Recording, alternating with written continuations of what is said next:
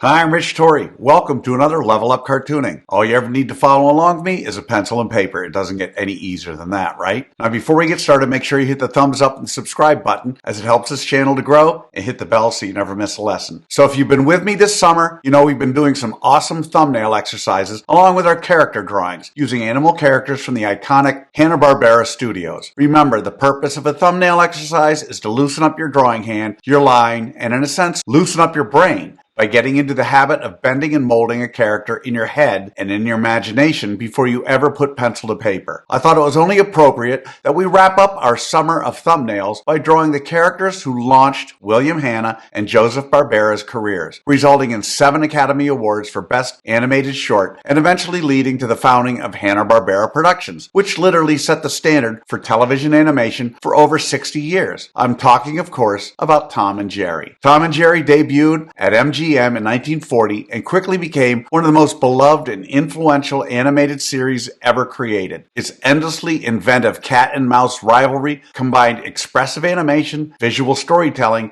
and perfectly timed slapstick humor through 114 original theatrical shorts. All, I remind you, with the 2 main characters barely ever uttering a word. Absolute genius. So we'll start this week with Tom the cat, the long-suffering blue-gray house cat and one of animation's most recognizable characters. Anyways, just a reminder before we start, everything I draw in my videos is the first time I'm drawing it, no practice. I say that to let you know that the process I use works and it will work for you too. Okay, so let's draw.